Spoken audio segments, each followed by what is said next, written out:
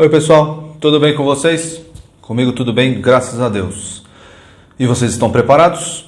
Nós já caminhamos bastante até aqui, hein? Na história de Jesus, Conhecendo Jesus, que é a nossa série. O nome da nossa série é Conhecendo Jesus. E você, já conheceu Jesus um pouco mais? Nossa série começou, se eu não me engano, dia 4 de outubro. E nós já tivemos aí muitas aulas, bastante coisa já falando sobre Jesus. Espero que vocês tenham memorizado, tenham aprendido bastante, porque sobre o nosso Salvador. Nós entregamos a nossa vida a Ele, Ele nos salvou, agora Ele é o nosso Senhor, nosso Mestre, e nós devemos obedecê-lo. E nós devemos andar como Ele andou, fazer as coisas que Ele fez, obedecer às suas ordens. É assim que nós devemos viver, porque Ele agora é o nosso Senhor, é o nosso Salvador, é o nosso Senhor, Ele manda na gente. Então, se você está assistindo e você acha que você manda no seu nariz, você está errado. Ou o pecado manda no seu nariz, o pecado e o diabo, porque aqueles que não são filhos de Deus são chamados filhos do diabo também. Tem aí a influência de Satanás diretamente na vida de vocês, que não aceitaram Jesus, que não foram libertos do pecado, da escravidão do pecado. Então, se você acha que você é dono do seu nariz, sinto lhe informar que você não é. Por quê? Porque o seu nariz é do pecado, é do seu pecado, você é escravo do pecado e Satanás também tem uma grande influência em você. Mas se você já aceitou Jesus, também vou lhe dizer que você não é dono do seu nariz. Quem é dono do seu nariz é Deus, é o Senhor Jesus. Então, só assim o ser humano vai ser feliz. Ele não tem o controle sobre o que ele deve fazer ou não. Nós que já aceitamos Jesus, nós que agora somos da família de Deus, devemos andar como Jesus andou. E é assim que nós estamos caminhando aqui, e quero que todos vocês aí que estão me assistindo tenham isso na sua vida. O Senhor Jesus como Salvador e Senhor, tá bom? Nós vamos caminhar com esta série, eu já fiz lá o meu calendário, até o dia 31 de janeiro. Até o dia 31 de janeiro nós vamos falar sobre Jesus. Então essa série começou em outubro, novembro, dezembro e janeiro. 4 meses conhecendo Jesus. Bastante coisa, né? Espero que vocês absorvam tudo o que vocês aprenderam aqui, tá bom? Para mim está sendo enriquecedor. E hoje nós vamos falar sobre o quê? Vocês já viram aí no título da lição, sobre os milagres de Jesus. Sim, Jesus, vou falar sobre todos os milagres de Jesus?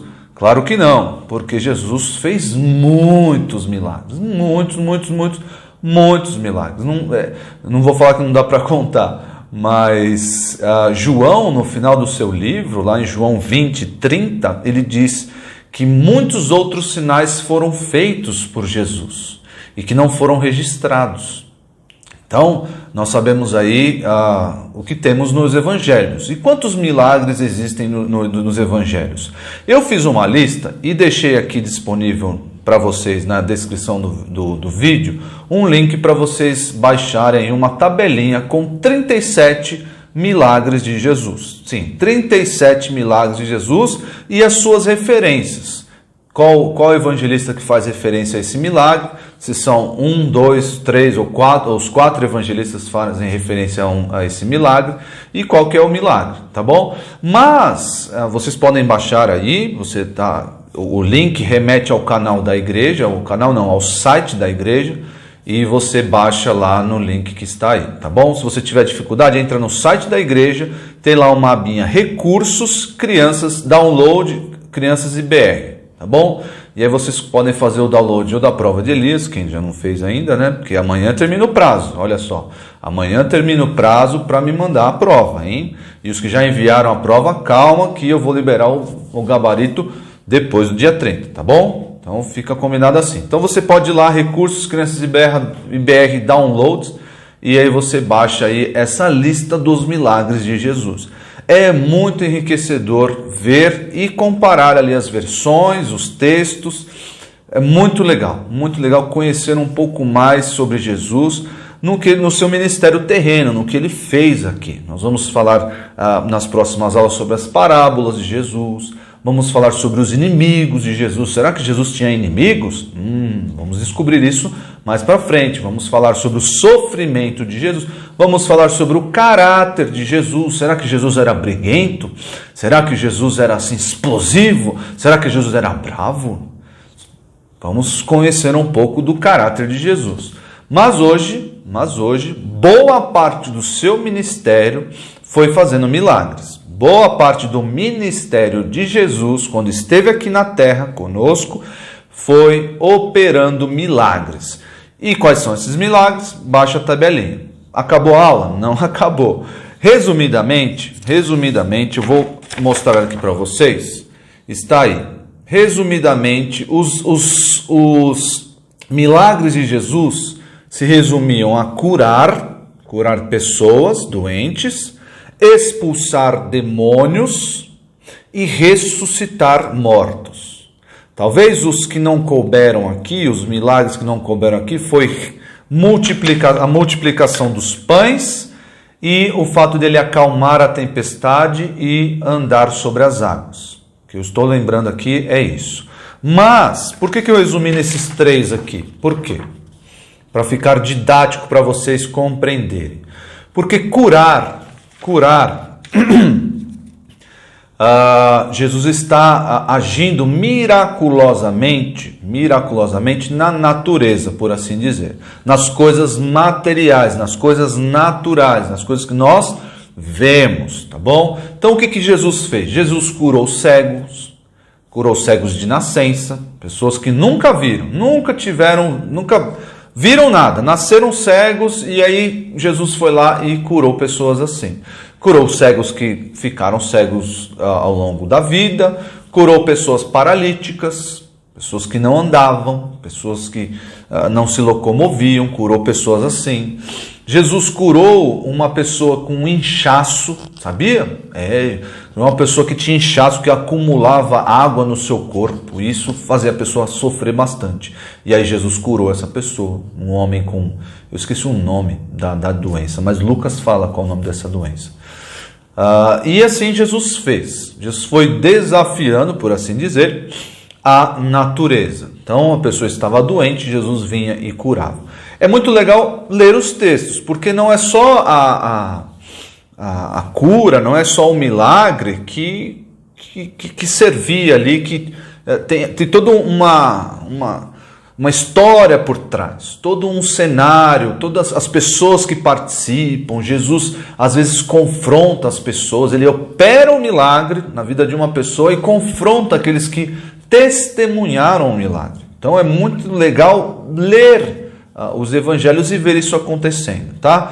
Mas a primeira parte aqui, a primeira área em que Jesus atua é na área material, na área da natureza. Então ele tem algo acontecendo, uma doença, e Jesus vai lá e cura. Jesus é Senhor nesse campo, no campo da natureza. Jesus reverte doenças e cura as pessoas, deixando elas saudáveis. Tá bom? E o segundo aqui, expulsar demônios. Olha só, expulsar demônios. Esse primeiro aqui mostra que Jesus é Senhor sobre a natureza. E esse aqui mostra que Jesus é Senhor sobre o quê? Sobre as coisas espirituais.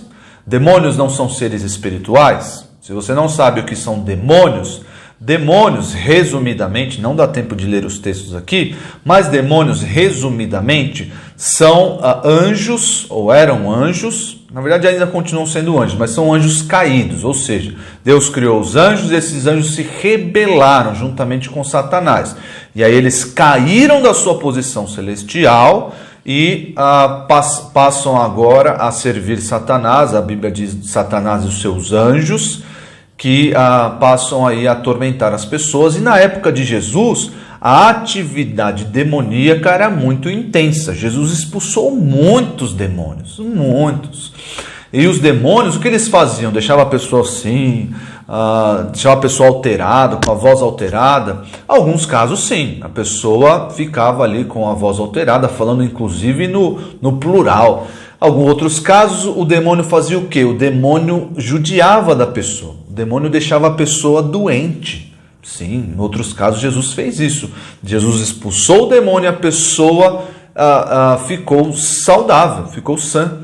Então, isso aconteceu para mostrar que Jesus é Senhor sobre o sobrenatural. Aqui no primeiro, curar Jesus é Senhor do natural, da natureza, e aqui Jesus é Senhor do sobrenatural. Muito importante isso, porque as pessoas, ao contrário de hoje, as pessoas naquela época, elas criam muito e sabiam que existia uma esfera espiritual, uma esfera sobrenatural. Hoje as pessoas são muito incrédulas para isso, muito incrédulas, e vão perecer por causa da sua incredulidade.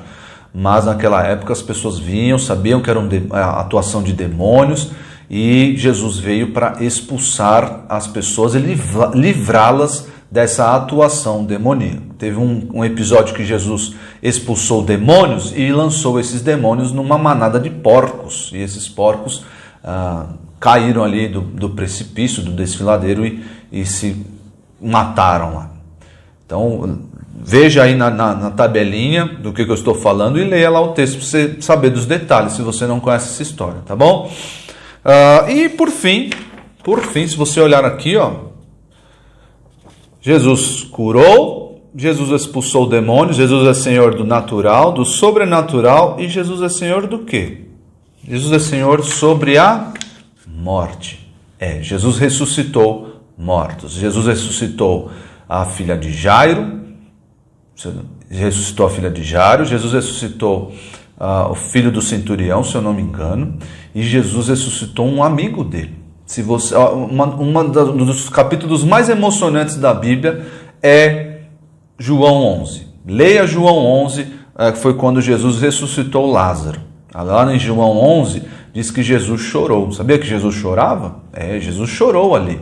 E por que Jesus chorou? Você vai ter que ler João 11 para saber por que Jesus chorou. Mas lá em João 11 diz que Jesus ressuscitou Lázaro. Para quê? Para mostrar que ele é Senhor também sobre a morte. Por que isso é importante? Mostrar que Jesus é Senhor sobre a morte. Por quê? Abre lá em João 11. Olha só que legal. Vamos ler aqui. Não vou ler tudo, claro.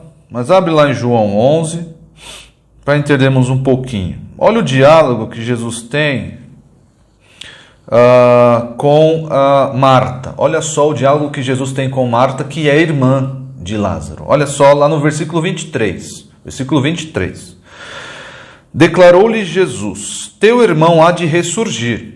Legal, interessante. Olha só a resposta dela. Eu sei, replicou Marta, que ele há de ressurgir na ressurreição, no último dia. Ela estava achando que Lázaro ia ressuscitar lá na frente, quando tivesse a ressurreição das pessoas, dos mortos e tudo mais e tal.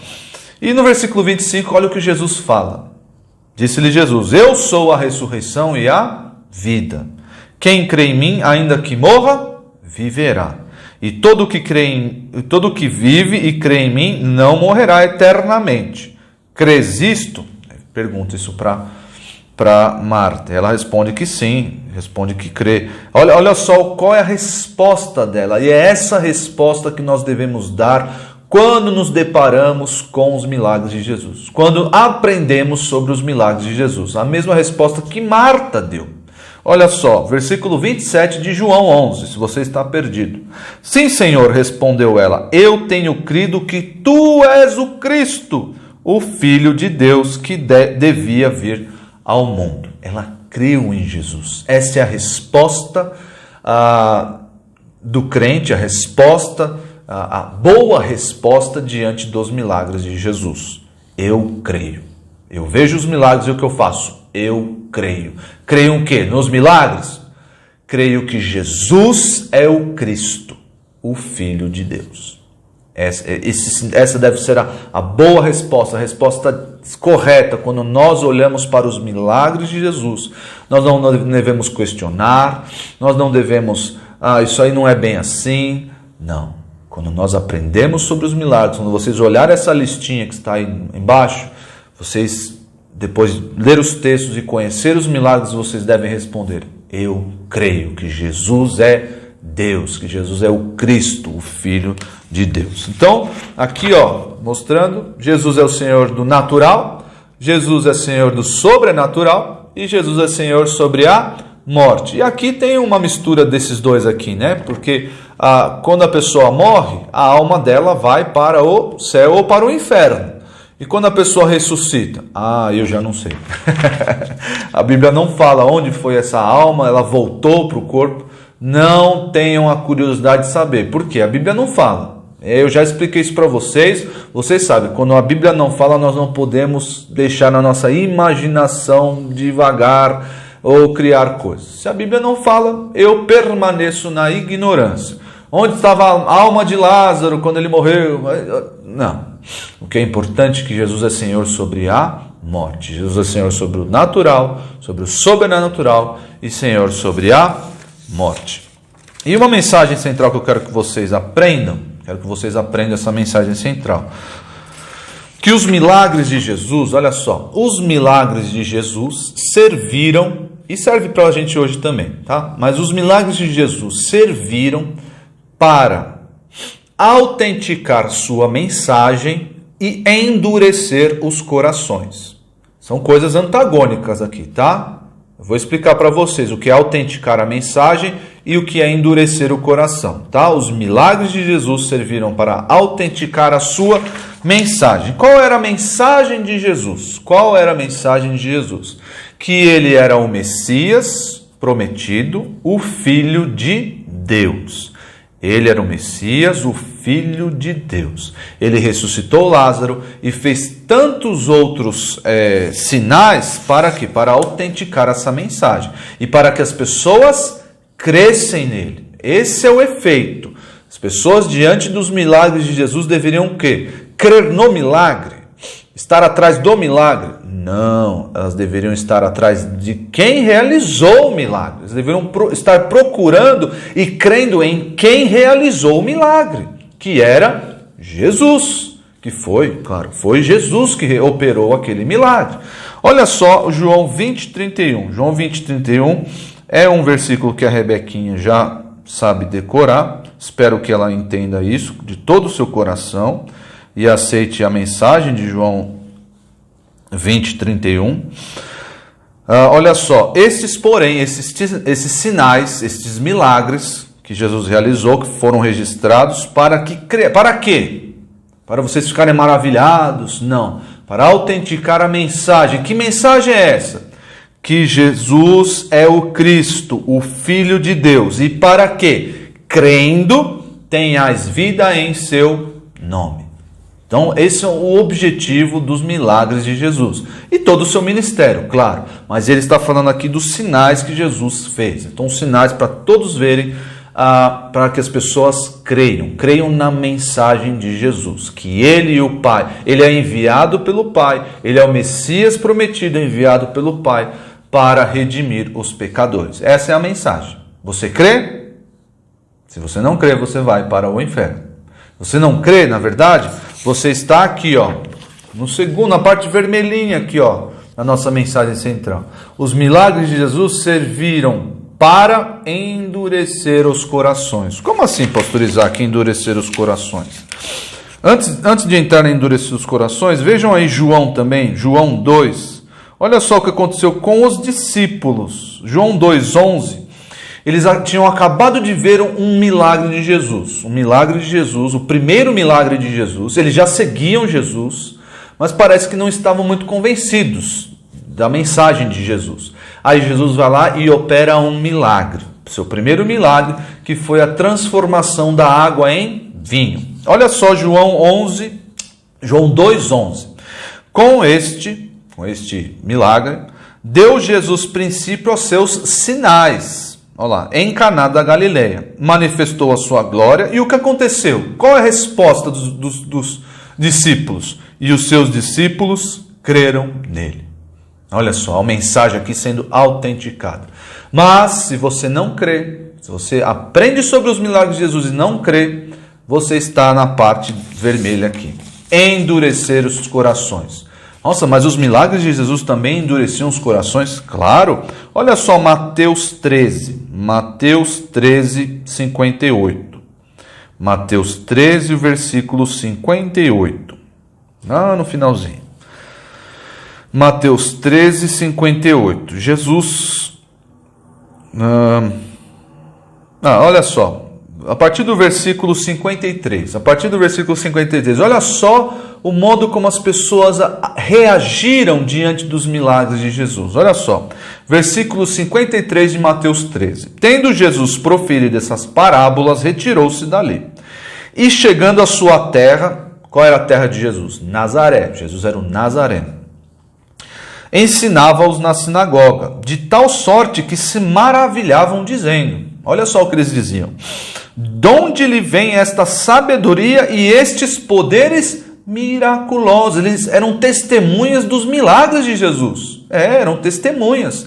Mas olha só a reação dessas pessoas. Não foi crer em Jesus. Olha só a reação. Não é este o filho do carpinteiro? Eles estavam menosprezando Jesus.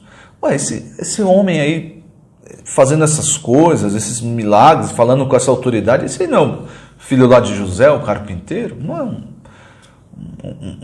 um ralé aí qualquer? Não é? Olha só.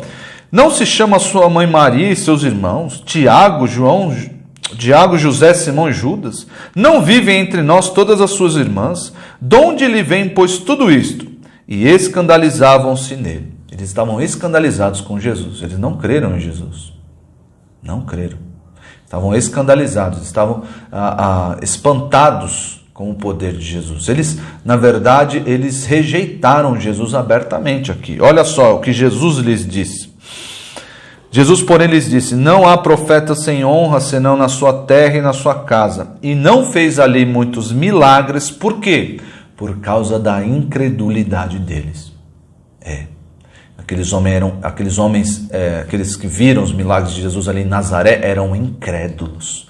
O seu coração ficou cada vez mais duro. Nossa, isso pode acontecer com você? Isso pode acontecer conosco.